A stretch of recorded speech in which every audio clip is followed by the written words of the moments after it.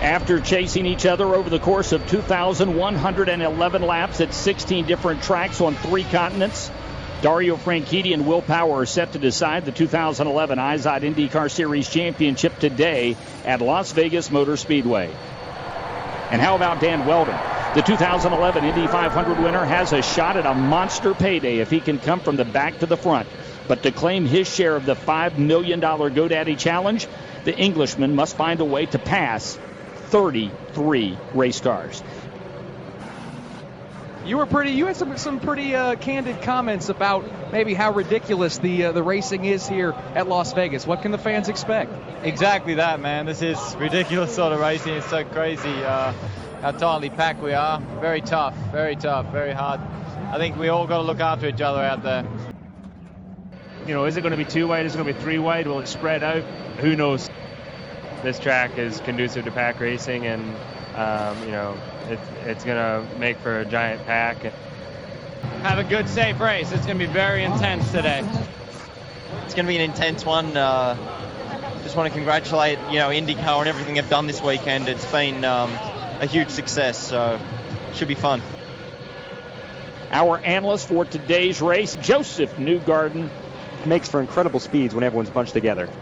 It's fun for these guys. I know they like this type of racing. Some don't. As Will said, it's kind of crazy running like this in just one big group. But, guys like Wheldon, this is his specialty, and he loves this stuff.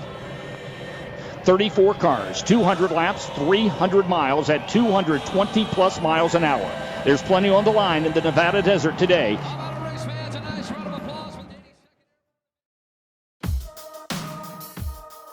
"2011 was a turning point for IndyCar. The series' future was its brightest in over 15 years. The CART IRL split in 1996 damaged open-wheel racing tremendously before the two series reunified in 2008. A new CEO had just taken control and was making big changes to mold IndyCar into a new image. With one series and strong leadership, IndyCar was poised to grow for the first time in decades. Please start your engines. Drivers, start your engines!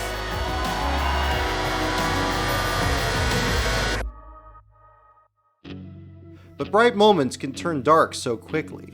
Such was the case on October 16, 2011. In that day's race, IndyCar hoped to create a new blueprint for the future. The sun rose with overflowing optimism, and by that night the series had been derailed after an unimaginable tragedy. IndyCar's plans were thrown flaming into a fence and altered forever. From the highest of highs to the lowest of lows, one single race had a saga full of storylines come together in the most painful way.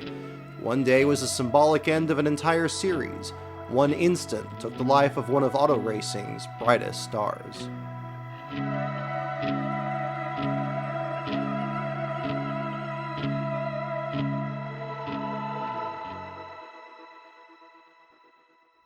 To understand the 2011 Las Vegas race, you have to go back several years.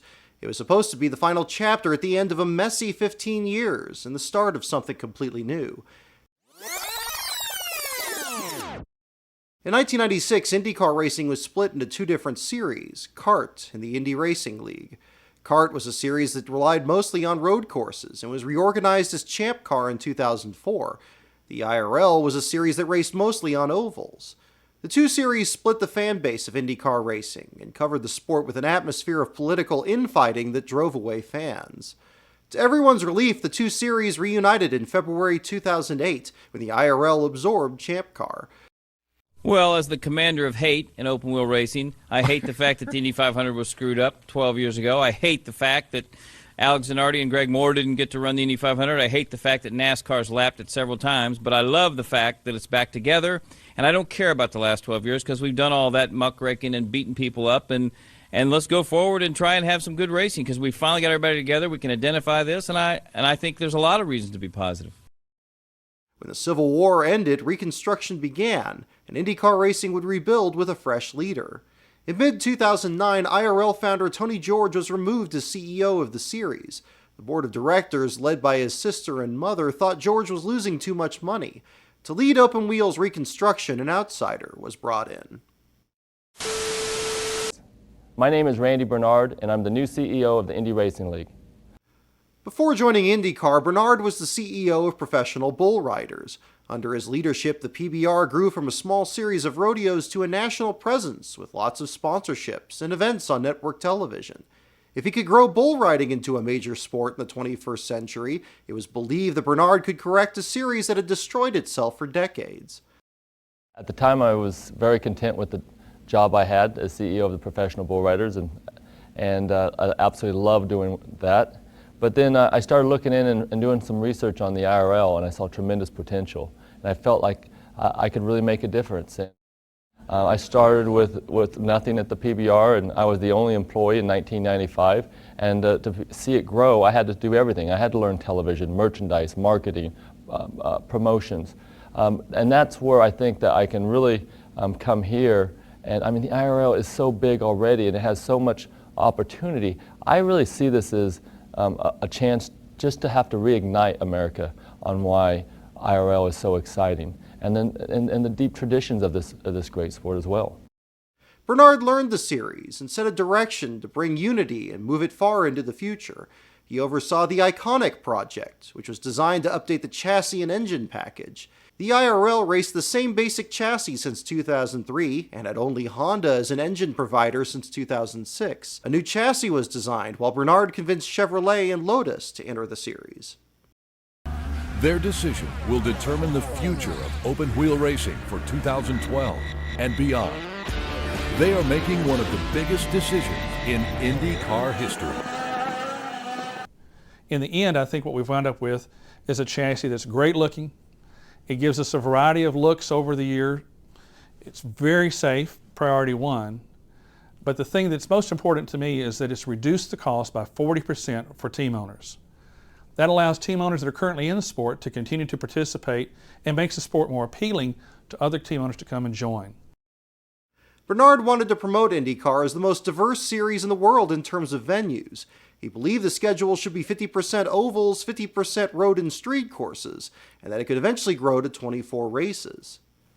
It is important that the IZOD IndyCar Series continue to strike a balance between ovals and non-ovals to maintain our claim to say that we're the most diverse racing schedule in the world. The 2011 schedule will feature 8 ovals and 9 non-ovals. To highlight the two-headed nature of the schedule, IndyCar created 2 championships within the overall series, with the addition of the A.J. Foyt Oval Championship Trophy and the Mario Andretti Road Course Championship. After a full year under Randy Bernard's leadership, 2011 was an opportunity for IndyCar to build a new identity moving forward. What you were so successful at with PBR was building a brand. It had an identity, people knew what it was. How do you hope to do that with the IndyCar League? Well, in IndyCar, from '96 till this year was known as the IRL, and then you had Champ Car, and IRL had a perception of being what made the terrible divorce. So we blew that acronym up this year, and we went back to IndyCar. It's known around the world. We have 100 years of history with it. Why wouldn't we? So now what we need to do is build a perception that our drivers are the best in the world, which they are. They're the best from the fastest, most versatile race cars and race car drivers in the world. And that's very important that we define our sport that way, because it differentiates us from everyone else. I mean, there is no other motorsport out there that runs road and street and oval, short track, super speedways at the speeds we do. And most importantly, Bernard wanted IndyCar to become mainstream. The split had relegated IndyCar to a minor player in American sports, but they had unmatched history. 2011 would be the 100th anniversary of the Indy 500. Combining that with exciting racing and healthy teams, 2011 was meant to be a breakout year for the new image of IndyCar. IndyCar is entering a new and exciting era. Fortunately, this brings opportunities with new venues and promoters that are fully aligned with our strategy moving forward. We are committed to working with our partners and listening to our fans on what they want to grow IndyCar. Make no mistakes, our goal is to grow IndyCar to a new pinnacle that has never been reached before. With the plan laid out, 2011 needed a grand finale worthy of such an important season. They wanted an oval race to decide the championship with an atmosphere of excitement in one of the most dazzling cities in the country. But months went by before the finale was actually confirmed. When the 2011 schedule was released in September of 2010, the final race was only tentatively scheduled for Las Vegas if a title sponsor could be found. 83-year-old track owner Bruton Smith had been lobbying NASCAR to hold their season finale at Las Vegas for years, and getting IndyCar's finale was believed to be a good start. 5 months went by before the track was officially added, and finally on February 22nd, the schedule was finalized, with Vegas locked in for October 16th. It all culminates Sunday, October 16th in the bright lights of Las Vegas. The IZOD IndyCar Series drivers roll the dice at Las Vegas Motor Speedway to decide the championship. This year, one driver will stand apart as the best, the fastest, most versatile race car driver in the world.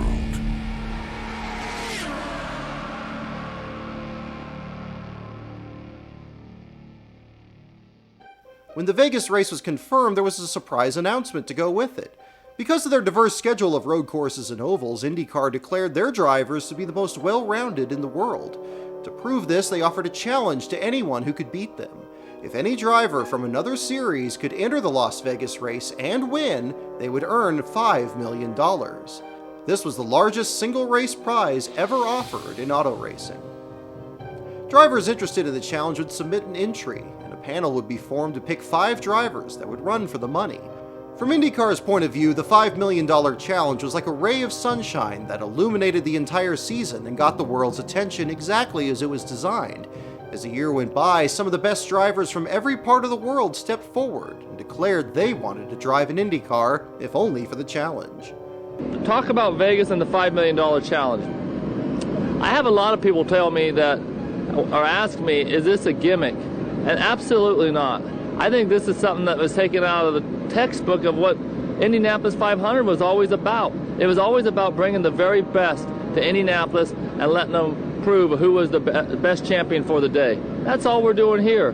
What we've done is said, we know we have the best drivers in the world, but if you think you're another great driver, one of the best drivers in the world, and you want to come compete for $5 million, if you think you can win and beat our drivers that day, $5 million. That's all we're saying on it. And we believe that we can make a big impact with this. And just off the buzz alone so far and the exposure, I think it's been a success, and I'm confident it will be a big success on October 16th. At first, it was thought that the challenge might bring back old IndyCar drivers who had left the series to run NASCAR. Tony Stewart, Juan Pablo Montoya, Robbie Gordon, and Sam Hornish came to mind. But other NASCAR drivers with open-wheel experience, such as A.J. Allmendinger, Nelson Piquet Jr., and Jason Leffler declared interest. 2007 Formula One World Champion Kimi Räikkönen was interested as well. But the money also attracted drivers who didn't have such experience. Rallycross racer and TV host Tanner Faust tried to find a car for Las Vegas. And I'm trying to get into an Indy race towards the end of the year. We'll see if that happens. 2003 World Rally Car champion Petter Solberg declared he was interested. So did motocross champion James Stewart. In an interview with Sports Illustrated, Randy Bernard said he was even contacted by 2 drag racers about the challenge. I think we've had 26 inquiries so far. Some fantastic drivers. The sad part is that we can't pick all of them. Right.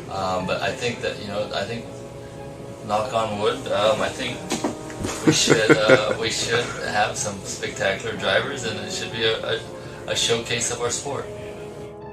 The 24 drivers who actually contacted IndyCar were kept secret. Most only wanted information. But as the series headed toward the Indy 500 in May, a few serious entries did come in. Joey Hand won the 2011 Rolex 24 and then the 12 Hours of Sebring, driving for Bobby Rahal. By May, he appeared on the verge of securing a car with the team for Vegas. Scott Speed, the announcement has come. He will join Dragon Racing for the 500 later this month. It will be his first IndyCar start. He will also drive the season finale at Vegas, where he will be eligible for the $5 million bonus if he wins. You are likely going to be in a car in Vegas as well. This has been a little bit vague as to who's going to be eligible for the $5 million. The committee will decide that sometime this summer. Are you set for the $5 million bonus, even though you could have already previously done an IndyCar race this season? I think everything is still aligned to obviously be able to shoot for that. That's anyways the goal and what we're shooting for.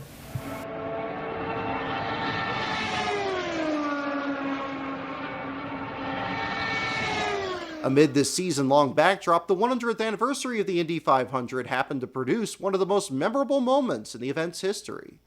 When the 2011 season began, it was without a familiar face. In 2005, Dan Wheldon won both the Indy 500 and the series championship, but after going winless in the last 2 years, he was out of a ride. But a lifeline was thrown by an old friend. Oh, no. Oh, Dan Wheldon stepping in to give you a wet bath here. Brian Herta was teammates with Wheldon between 2003 and 2006, and had recently started a small team of his own. In 2010, Herta's team miraculously qualified for the Indy 500 amidst a confusing series of faster cars withdrawing their times. Herta called the low-budget team 2 men in a truck racing. Now back for a second year, Herta hired Wheldon to race his car. With a competitive team, the car they brought to Indianapolis was likely the oldest one there, built back in 2003. In its first year, Sam Hornish used the chassis to win at Kentucky. Since then, it was sold to several other small teams. Marty Roth drove it at Indy in 2008. Bruno Junqueira drove it in 2010. Sam Schmidt Motorsports bought the car at the end of 2010 and leased it to Herta to run in a partnership at Indy. The 4-race hiatus, vacation, whatever you want to call it, was, you know, it was great. I got to spend some time with my family, but it was also, you know, not necessarily frustrating, but it's just, I think that time really made me realize how much I love to be, you know, in the IndyCar and be part of the IndyCar series. But with Brian giving me a great opportunity in the William Rass car, you know, we've collaborated with Sam Schmidt's team, and I think we're going to be a force to be reckoned with. I was very happy with how yesterday went, and I'm really looking forward to the race. You are looking live at the world's most venerated racing venue, where history has long been made. Outside row number 2, he won this race in 2005. Ladies and gentlemen, Dan Wheldon.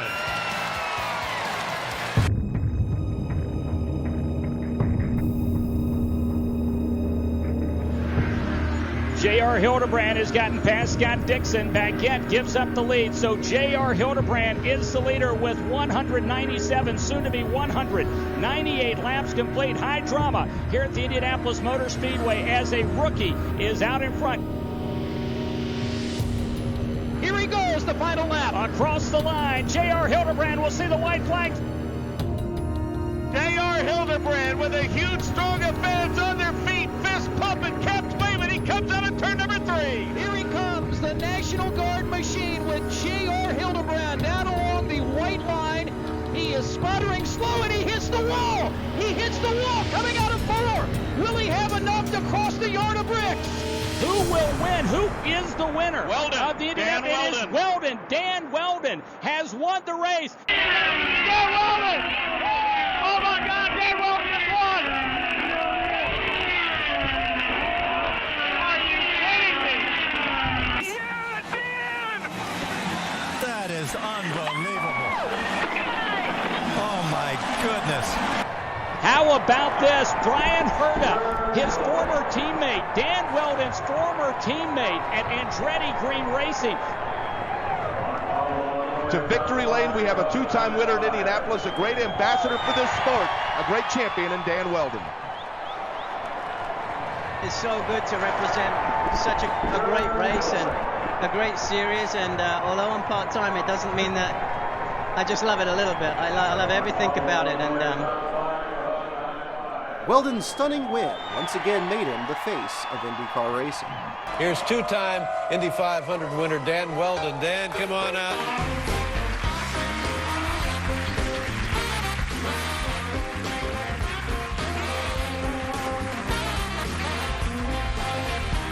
Dan Wheldon, we couldn't be any more proud. God bless you. Now you don't have a job, you don't have a gig. It was the one race, you win it, and then, so how does that work? Thanks, Dave. Well, I'm Thanks. sorry, but... When will you go back to racing full-time now? I mean, it's nice that you come out of retirement once a year to win the Indianapolis 500, but when will we have a regular series ride? Well, we're working on that with Brian Herta, and you know, there has been some interest, but for me it's important to... Give Ray Hall a call. Yeah, maybe I should. Maybe you could hit him up for me. Yes, that's what I do. That's always what I'm doing. Still without a ride, however, Dan spent the summer working for NBC Sports and doing development work on the 2012 car. I'm sure he'd rather be in the cockpit of a race car, but we're honored to have the Indy 500 winner with us for both tonight and tomorrow's race, Dan Wheldon. Robin Miller and Dan Wheldon, they are on the grid doing something they've never done before, guys. I was actually really hoping that Wheldon was going to come up and interview me because he's far more interesting than you. Hey, Back to Dan Wheldon. You look awful serious, D-Dub. I am. It's my job now. You're looking good, mate. No, it's not. No, you know what your job is. I think IndyCar has a lot of momentum right now, and I think the 2012 car is going to be incredibly popular. Let's go to the season finale now. The IZOD IndyCar Series World Championship in Las Vegas. Now to who might take Randy Bernard up on the $5 million challenge. Well, he's talked to Alex Zanardi. He's tried to talk to Kimi Räikkönen. A lot of drivers have talked to him. I think Dan Wheldon's in his wheelhouse. I think he's thinking about maybe Dan Wheldon, but not giving him the whole $5 million, trying to split it up with charity. There's people like Joey Saldana of the World of Outlaws, or maybe Kevin Swindell. There's a lot of different people he's been talking about. He says he's got one guy already picked, but he hadn't told anybody yet. By late summer, most of the drivers interested in the $5 million challenge had dropped out. There were only 3 realistic contenders left. Two-time kart champion Alex Zanardi lost his legs in a crash in September 2001, but 2 years later he ran full-speed laps and proved it was possible to race an IndyCar with hand controls.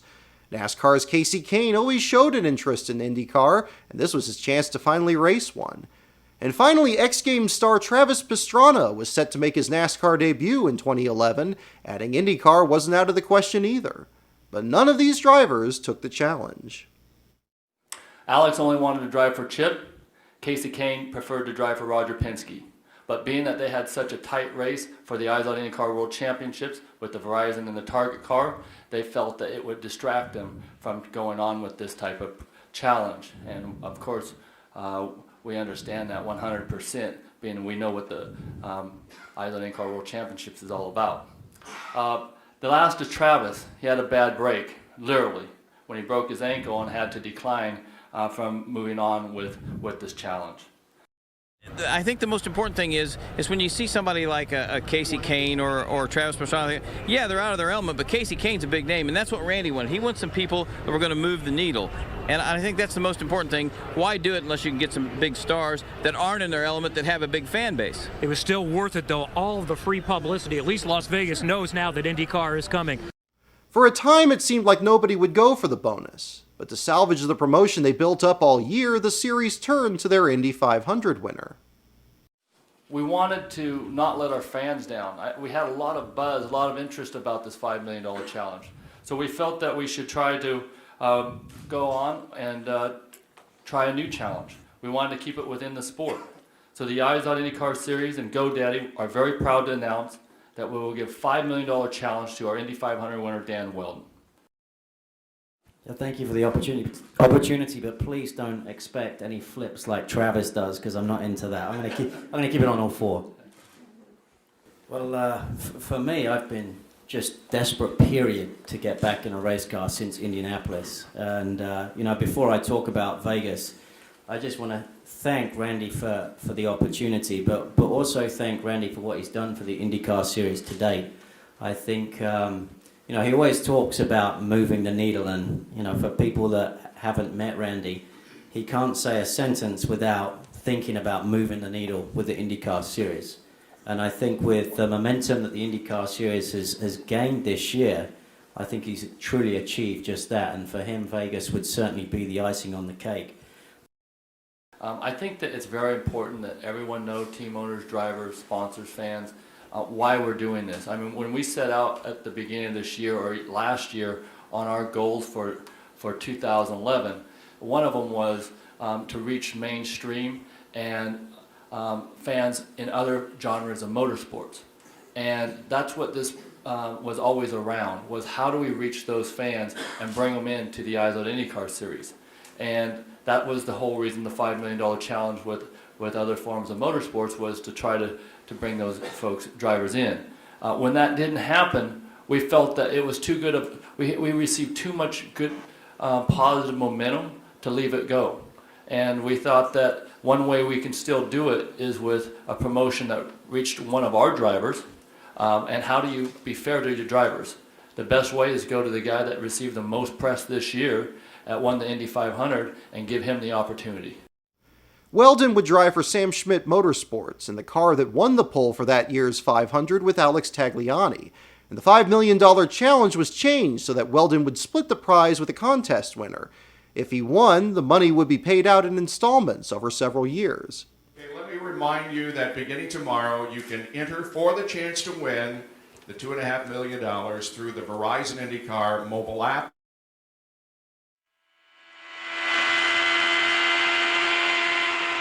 You're all clear behind them.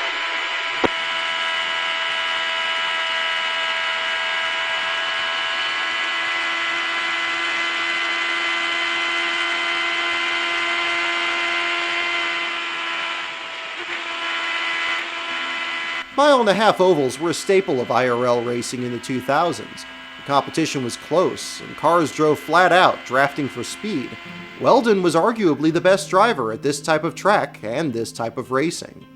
You know, I think Robin Miller talks about my strengths being the 1.5 mile oval, and the last time I checked, Vegas was a 1.5 mile oval. When Las Vegas was added to the schedule, the key word was excitement. People constantly promised Las Vegas would be exciting. It was compared to Chicago, a multi-groove track that had photo finishes regularly. Despite the close racing, Chicago had a good record of safety, with just one multi-car crash in its last 5 races. But the suitability of the Las Vegas track was something that was questioned in private. No one would publicly criticize the track, but it was later said that drivers who tested there did not believe it was a track IndyCar should race at. Compared to Chicago, Vegas had slightly more banking, and that was expected to add an extra groove to the track and more speed. Ryan Briscoe declared it would be the second fastest track IndyCar raced at behind Indianapolis. He predicted 3 and 4 wide racing. While intermediate tracks usually had strung out packs of 2 wide cars, IndyCar had never raced at one with 3 grooves as a possibility. IndyCar actually embraced this danger and showed flying cars in their advertisements. Dario Franchitti, Will Power, and Elio Castroneves, with 25 of their closest enemies, will battle it out at speeds of over 210 miles per hour, inches away from catastrophe. Kids 12 and under free with GA purchase. There was a lot riding on the outcome of the Las Vegas race. Oval tracks had seen dropping attendance for years. At the end of 2010, tracks owned by International Speedway Corporation, a company owned by NASCAR, were dropped from the IndyCar schedule. This included venues like Chicagoland, Homestead, Kansas, and the road course at Watkins Glen. On one hand, independently owned road and street courses like Barber and Mid-Ohio heavily promoted their races and drew big crowds. On the other hand, Randy Bernard was vocal in his belief that ISC spent less effort to promote the IndyCar races as opposed to NASCAR races.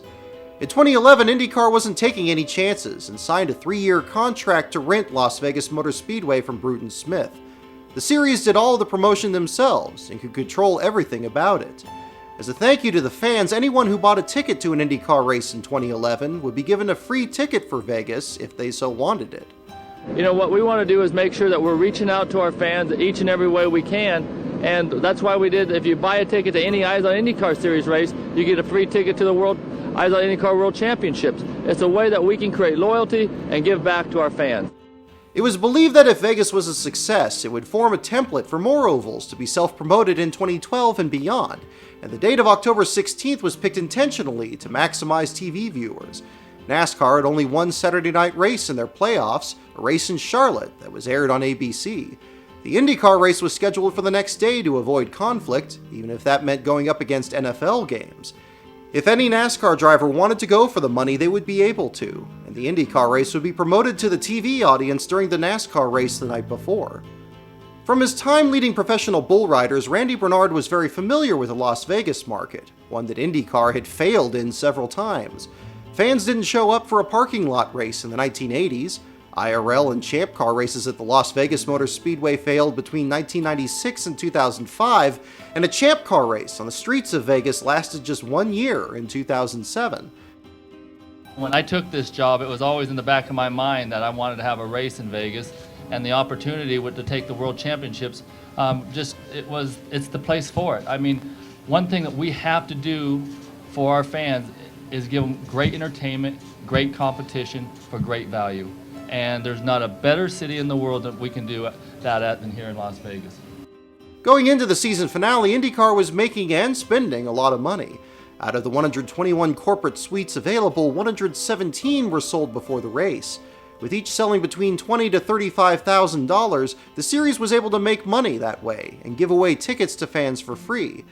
IndyCar bought 1,600 radio and TV ads promoting the race. They badly wanted a huge increase in TV ratings. I've made it very clear that I'll be very disappointed. I think I even told someone I'd resign if we didn't triple the rating. As the race drew closer, Bernard said he expected up to 70,000 spectators.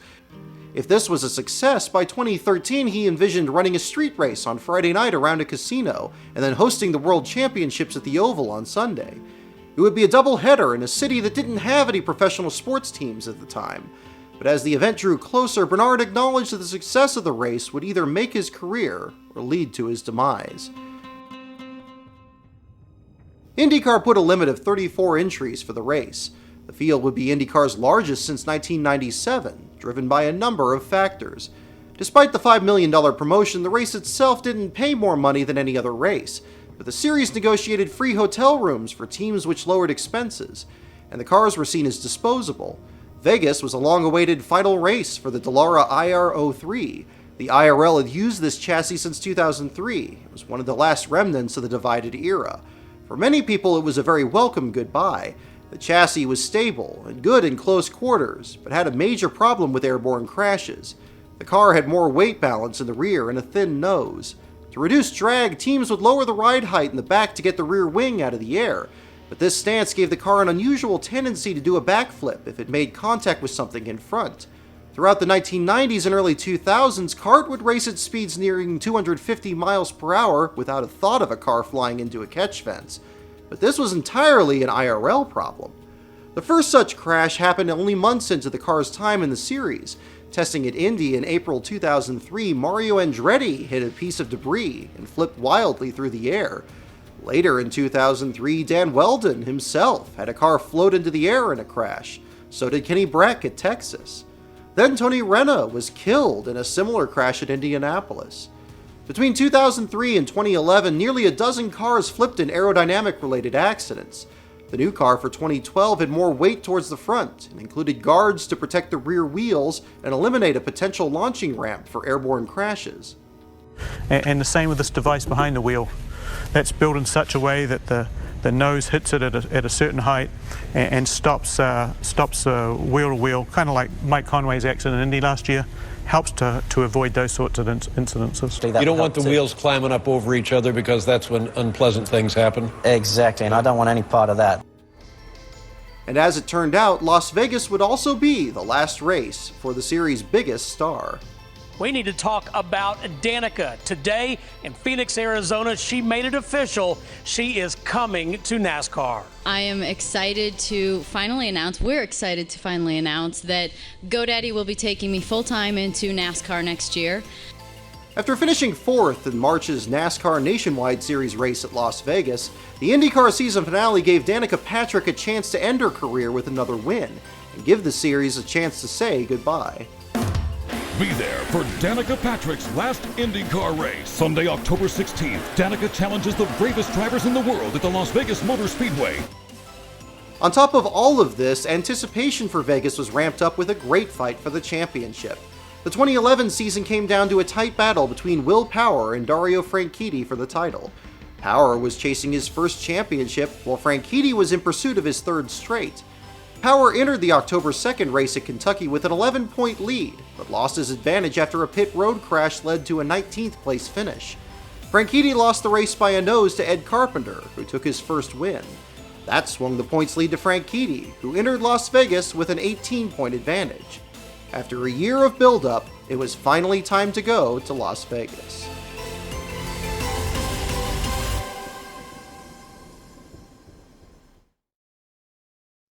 The Vegas weekend began on Wednesday. IndyCar unveiled a historical new championship trophy. The Astor Cup was first given to drivers in 1915, and now it was revived for current champions. We unveiled a new trophy, which was unveiled on that table just there. Unfortunately, we had to separate Will and Dario, so we took the trophy away just to keep everybody calm. Yeah, I think that's pretty cool. It's a very old trophy, a lot of history there. All those names from kart, IndyCar, Champ Car, IRL are all on there, all the champions. So it would be unbelievable to have my name on there sometime. In addition, the winning fan for the $5 million challenge was picked. We announced the winner of the $5 million GoDaddy IndyCar Verizon Challenge, Anne Babenko. She's a very excitable character, a lovely lady from New Jersey, so I've got to make sure I do very well. She did tell me that she was going to put me in a headlock prior to the race, just as a warning to let me know what will happen if I don't deliver post-race. I think Randy's done a really good job promoting this race. I think there's plenty for fans to do, and there's definitely going to be a fierce race for fans to watch. And yeah, we've got plenty going on behind the scenes in the city, so that's cool.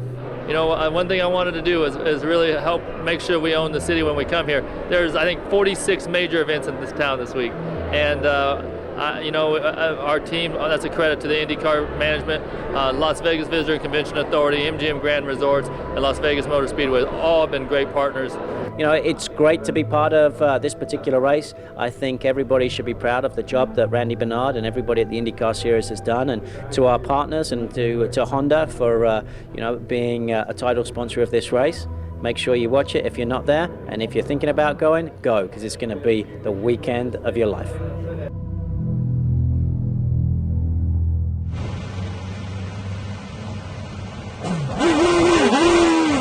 Practice began on Thursday. The 34-car field was ironically split into two groups because of the field size. Graham Rahal spun exiting the pits and didn't hit anything. Danica Patrick was fastest. I tell you what, I'd just like to finish this right, and I'd like to finish it off on a good note, and nothing would sort of let me turn the page to the next chapter better than winning here. Off track, there was good news regarding Dan Wheldon. It was reported that he had reached a deal to rejoin Michael Andretti's team and replace Danica Patrick in 2012. Also, Michael Shank announced he would form an IndyCar team, plans that were ultimately delayed until 2017. After practice, all cars were brought to the Las Vegas Strip. Tonight what you're going to see is, for the first time in history, where the strip has been shut down at 8 o'clock. So we're really looking forward to it. And, thousands of people out here, so it's going to be a lot of fun. Everything from tonight with Lupe Fiasco at our kickoff party to Good Charlotte playing and Los Lonely Boys on Sunday. So we have celebrity blackjack tournaments with just tons of celebrities coming. Michael Irvin's going to fly over, Marshall Falk, tons of NBA players. It's what we want to do is make sure that we've taken care of our fan with one of the best events you can, and I sure hope so. It's such a cool experience coming down here. You know, you see all the lights and everything, and it's to know exactly what you just said, that this hasn't happened before, and it's really special. And actually, I think it's great for the sport, because to see the amount of people lining the streets, I guarantee all these people didn't come to see the IndyCar race, but now they're exposed to it. And that's what matters, and I think it's a really cool opportunity, and I hope we can do it again. Now, what do you think about the about Las Vegas and this final event, the first of its kind? Pretty exciting to participate in. Yeah, very much. I mean, it's probably the perfect city in ending the season, because just all the parties and all the excitement and energy is here too.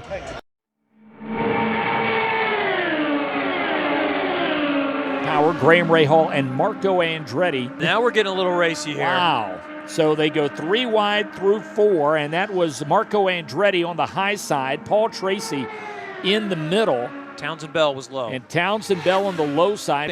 Well, we just watched James Hinchcliffe do something that I'm fairly certain Brian Barnhart didn't want to see him do. And Kevin, that is run the 06 Sprott Inc. car all the way below the white line. Couple of close calls here to start finish line, guys. Let's keep them smooth. Everybody that has cars is here running them, and it has led to an entry list of 34 cars, which is the largest entry list outside of Indianapolis 500 we've ever had. It's stressful. You feel a sense of responsibility for every one of them that are out there, and it doesn't matter if there's 26 of them one weekend and the 34 that we have here. You develop relationships with the guys. Friday's practice saw the first crash of the weekend. A suspension failure caused James Jakes to hit the turn 2 wall. But that is James Jakes. That's a big fire. That really is, and he is already halfway out of the car. The car has come apart as it made very hard contact. The good news is James Jakes is out of the car. And he looks to be okay. We'll have to wait for a report to make sure that he didn't suffer any type of minor burns or anything, but certainly a scary moment for James Jakes. He had just done a lap, Kevin, at 219.082.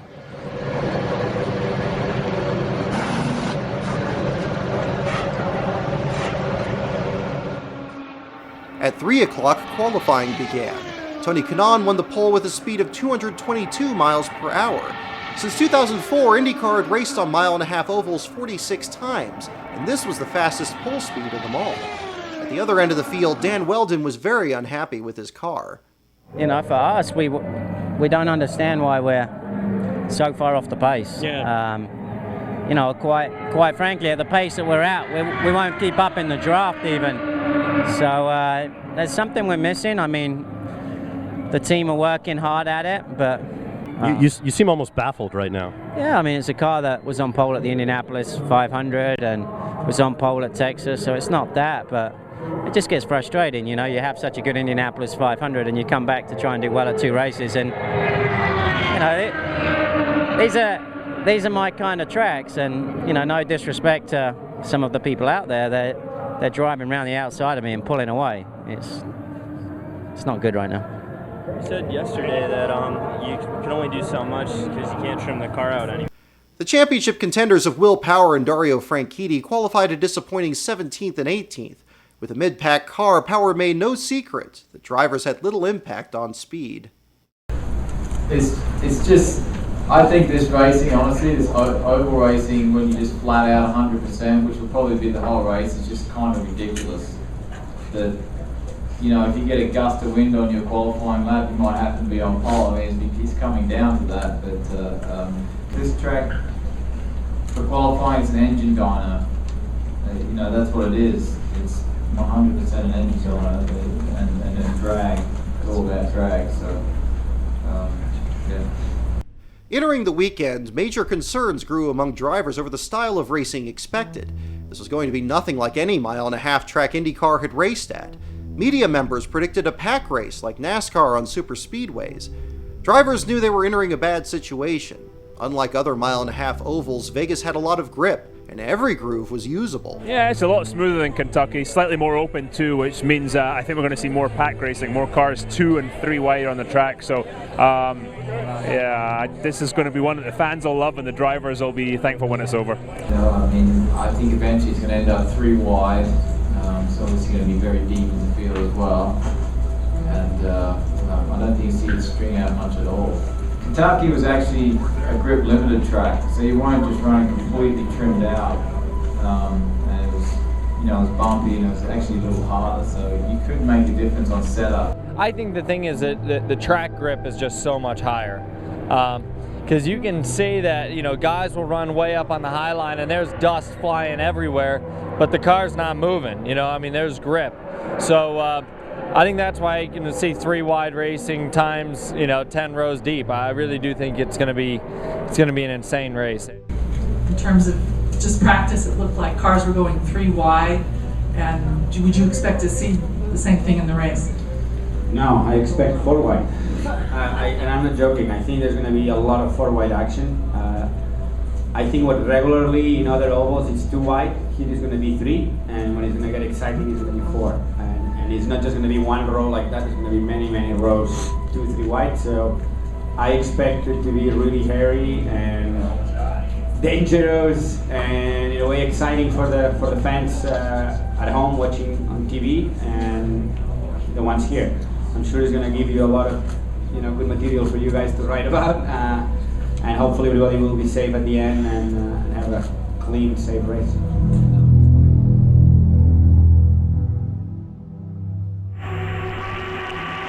Saturday was a day off for IndyCar teams while the series looked a year into the future and towards the 2012 season finale. 2 brand new cars with Chevy and Honda engines were driven by Ryan Hunter-Reay and Charlie Kimball. It's safer for sure. You can tell that right away. It's more comfortable. We'll get up to speed, and the car's going to be rock solid. I think it'll be pretty impressive speed-wise, too. Later in the day, the NASCAR Truck Series raced at Vegas. That night's Cup race at Charlotte featured heavy promotion for the IndyCar World Championships. Tomorrow, open wheel racing crowns a champion in Las Vegas. Dario Franchitti is on top, heading towards his 3rd consecutive title. But Will Power's 18 points away from playing spoiler. And Danica says farewell to the sport that made her a superstar. The Eyes On IndyCar Series World Championship at Las Vegas tomorrow at 3 Eastern on ABC, presented by Sunoco.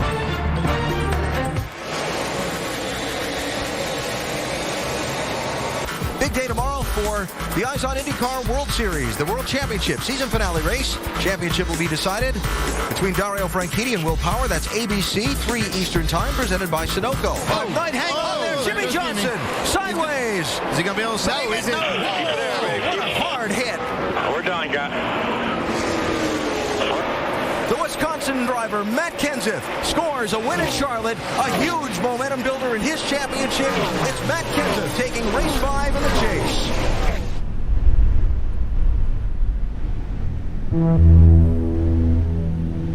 Race morning arrived for the most anticipated and most feared race in a long time. The cars were faster than ever, the track was the widest on the schedule, and the most cars were on the track in decades. As the race was set to begin, the crowd was much smaller than estimated. Roughly 20,000 people filled the stands. Rising out of the desert north of Las Vegas is Las Vegas Motor Speedway, and the skies are a clear blue over the speedway. But for Dario Franchitti and Will Power, a storm cloud is brewing, and for one of these two title contenders, lightning is about to strike.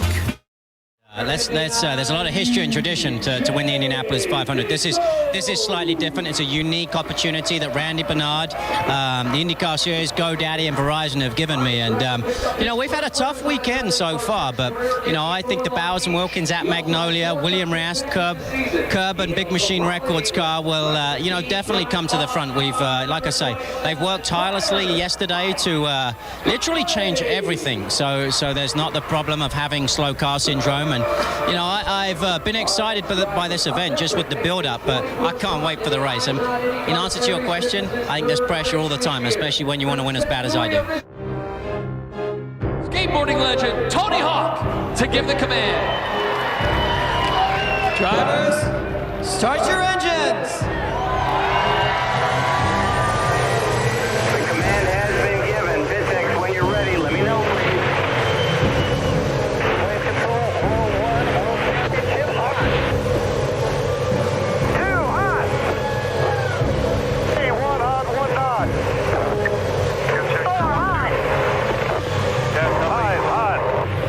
This is going to be pack racing at 220 plus miles an hour. Well, I think you're going to see 3x3. I told our guys we don't need to hang out up in the upper lane until the last 50 laps. And a very racy track. You heard Roger say 3x3. We expect 3 wide, maybe 4 wide, some of the drivers tell me. And patience, boy, you better have it. 34 cars here, pick and choose, because it's going to have to get to the end if you have a shot at winning this thing. This is going to be a spectacle. This is a great way to go out for the IndyCar Series in 2011. We know we've got the new cars and multiple engine manufacturers coming for 2012. So we're excited and you're grateful to Honda for sponsoring this particular race. Good luck today, Dan.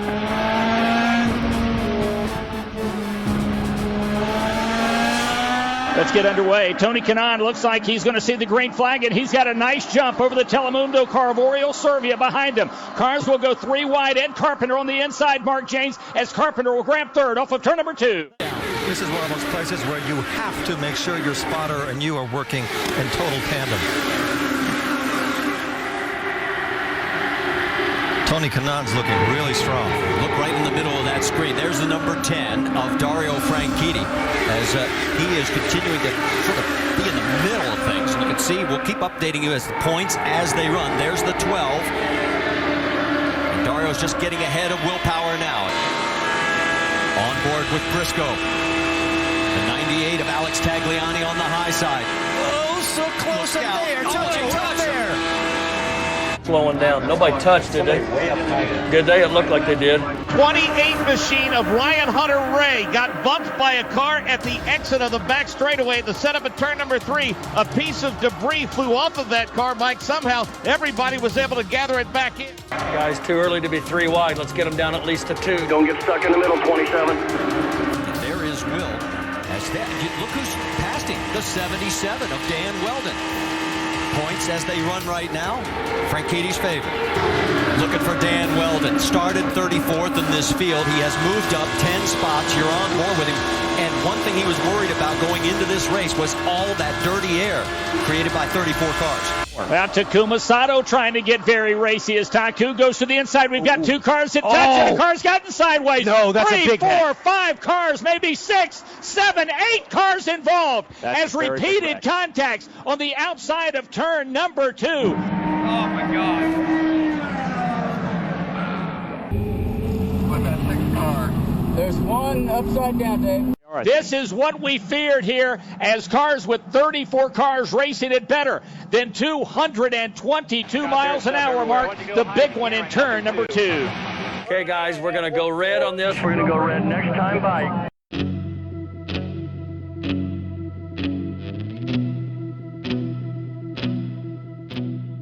The accident investigation showed Wheldon was going 224 miles per hour on the front stretch. He reduced his speed to 165 by the time he made contact with the cars in front.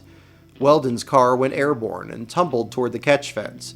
It flipped in just the right manner, which allowed his helmet to make contact with a post supporting the catch fence. Very bad. I just pray to God that nobody's hurt, Mike, because it's the ugliest thing I've seen in IndyCar racing for forever. Control safety 1, Dave. Do we have a rundown on any codes besides 01? Code 77, code 05. Car 77, code 05. That Dan Wheldon is who right now, obviously, everyone is thinking about. And obviously right now all thoughts are right there. There is Pippa Mann as they are trying to get her out of her car. And you see the 77 of Dan Wheldon's car, what is left of it.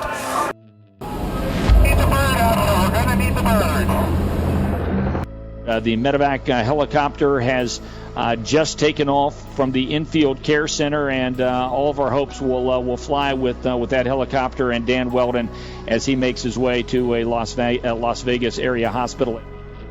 You know, within 5 laps, people were starting to do crazy stuff. And that early in the race, I don't want no part of it full stop, but I wanted no part of it there.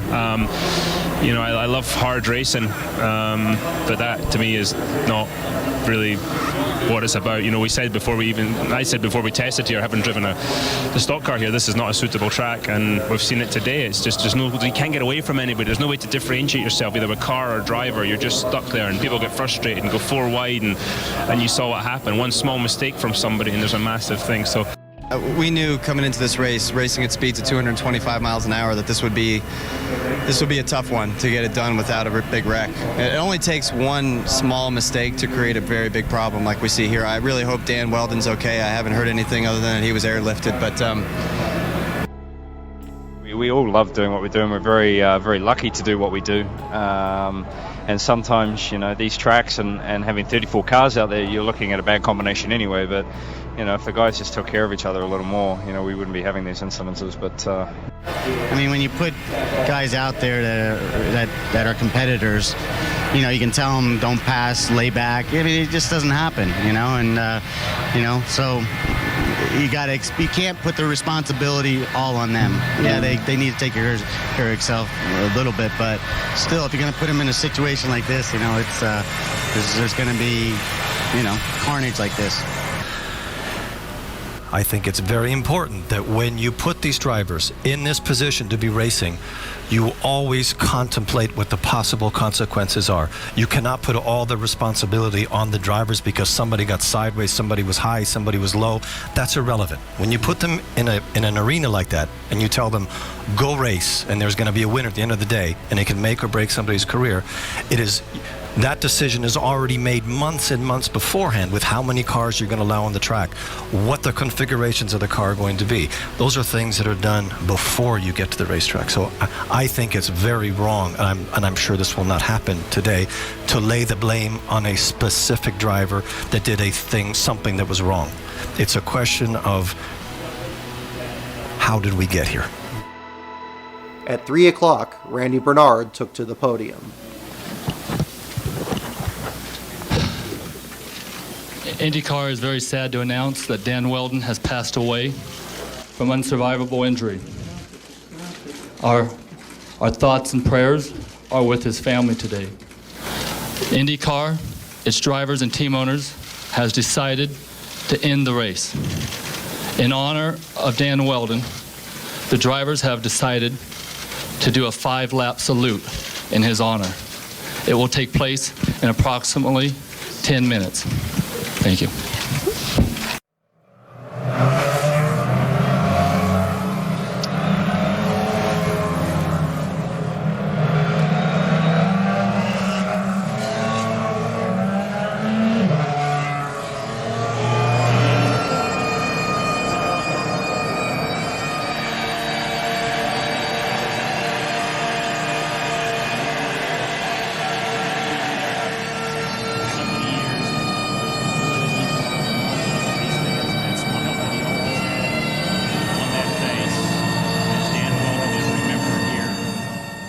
The race got a 1.6 TV rating and averaged 2.5 million viewers. Outside of the Indy 500, it was the most watched race for the series in many years. In the 10 years that followed, no other IndyCar race was watched by that many people. Desperate for viewers, IndyCar got them in the worst way possible.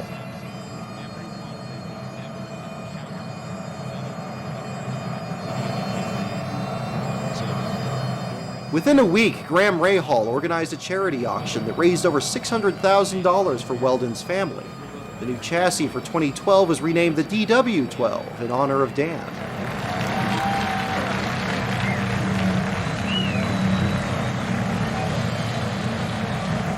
Having built the event to be a multi-year finale, IndyCar's future was shattered. At any level, however, the death of champion driver Dan Wheldon is just sad, and before it's over, it may have ramifications for an entire sport. And the inevitable question out of this is going to be, is the kind of racing we saw today too dangerous? And if so, what's to be done about it? Way too dangerous. I've been writing stories since the late 90s that this kind of insanity, this wide open mile-and-a-half pack racing, when you're on top of each other and these cars are so stuck and they're going 220 miles an hour and you can't get out of the throttle because somebody's going to run over the top of you, it is not racing. It's like a big game of chicken. And Adrian Fernandez is here this weekend, and he was smart enough to quit in 2004 because he said, that ain't racing, I'm not getting involved in that anymore. He was in the IRL a couple years. He said he never seen the drivers as anxious, as in nervous as they were before the start of this race. And he said, I'm not talking about one or two. He says, I'm talking about every guy I talk to. So is there a fix that enables IndyCars to continue to race on those kinds of tracks? Because the way I do the math, if you take away those kinds of tracks, oval racing as we know it, IndyCar oval racing as we know it, becomes a one-race deal. It's the Indy 500 and that's it. If you're going to stay on these mile-and-a-half bowls built for NASCAR, you got one option. You go back to the Hanford device like they used to have in kart in the late 90s, and it made the cars pass each other. It allowed cars to slingshot each other and pass. You didn't run next to each other in a big pack. Guys were passing each other. There's 165 passes at Michigan once. So they've shown you can run at Michigan and Fontana and big tracks like this and put on a show and still make it relatively safe. But if you can't do that, and you can't, I was talking to Steve Horn tonight, he goes, this is a fixable problem, but it has to be fixed immediately. You can't race next year, and you can't do this again until the problem is fixed. Either you fix the problem, or you quit running on places like this, and you become a road course, street course circuit, highlighted by the Indy 500. IndyCar is very sad to announce that Dan Wheldon has passed away. Almost immediately after this announcement, the finger pointing started, aimed mostly at Bernard. He doesn't know anything about the cars. People who work with Bernard even back in his days at the Professional Bull Riders will tell you he is one of the most genuine and caring in the business, always putting the safety of his athletes first. But now people outside the sport were criticizing Bernard for the decision to race on the oval in Las Vegas, accusing him of putting entertainment before safety. Randy Bernard was criticized in a New York Times article, saying the promotion was reckless. Drivers such as Dario Franchitti and Graham Rahal, however, quickly came to Bernard's defense, saying that the real problem was, quote, everyone drove like idiots at Vegas. Almost all drivers and owners were vocal that he shouldn't be blamed for the wreck, and that he was still valued as CEO. At one point he says the drivers actually wanted to restart the race, everyone looking to him for the final signal. After seeing the emotions in that room, I felt it wasn't in our best interest to restart the race. And out of respect to Dan, I made the decision to stop the race.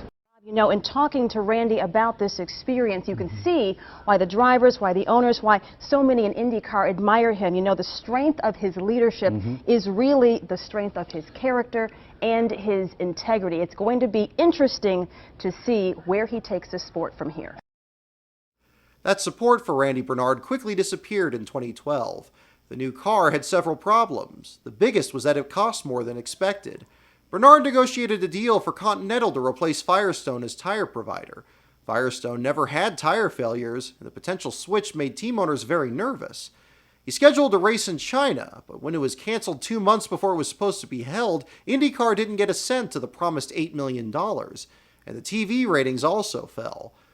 By June, Bernard publicly acknowledged that team owners were secretly plotting to get him fired. Amid great tension, IndyCar returned to a mile-and-a-half oval at Texas the following June. The drivers were relieved to find that the new car made handling more difficult, which eliminated flat-out racing and allowed cars to separate. On October 28th, the board of directors voted to remove Randy Bernard. Well, apparently somebody knew was going to be running IndyCar. The CEO, Randy Bernard, out of there. Robin Miller tells us what happened. It's the most heinous way to treat someone I've ever seen, and just the most low-class amateur moves. Drag us on. It's been going on all summer. All these rumors and innuendos, guys dropping hints, he's out, blah, blah, blah. Guy worked his butt off, and, you know, you treat a guy like this that's had good success in other things and is pretty well respected by a lot of big people in this country, and it gives IndyCar racing such a bad taste and bad reputation that it makes them look so amateurish. Roger Penske called Bernard's firing a big disappointment, and the board of directors continued to show poor judgment. For the second straight year, IndyCar entered the offseason in turmoil. IndyCar never returned to Las Vegas, despite Bruton Smith's demand that the series honor their contract. Just over a year after the Las Vegas finale, IndyCar was paying to rent a track that they didn't race at, and paying the salary of a CEO that they had fired. The Las Vegas nightmare continues to live in the minds of IndyCar fans and competitors. For some, it's too painful to even think about. Memories were invoked at California in 2015, when new aero kits allowed close racing once more. That was almost five wide. Wow. You know, it's really disappointing because we sat down after Las Vegas with IndyCar and we all sat there and discussed the fact that we could never have a race like we had there in terms of the pack racing that goes on or used to go on in IndyCar. And why we're here doing it today, I have no idea. You know, what are we doing? What are we doing? I mean, you know, we went in there and told them it would be pack racing, and that was a Vegas situation right there. And I'm just so happy that no one was really hurt. That's crazy racing. It's crazy. We just don't need another incident like we had at Vegas, and running like this, it'll happen. It's just a matter of time. In a lot of ways, IndyCar is different than it was 10 years ago at Las Vegas, perhaps no greater than the race cars themselves. An aero screen has been added to protect drivers. Since Wheldon's only injury was a head injury from the fence impact, he likely would have walked away had an aero screen been on his car. The DW12 chassis carries Wheldon's legacy as the safest car IndyCar has ever raced. A bit of light from one of the sport's darkest moments. To be honest, why drivers don't like talking about the danger of their sport is it tempts fate. Do I believe that it'll ever happen to me? No. Could it happen to me? Absolutely. But at the end of the day, you know, if your time's up, your time's up.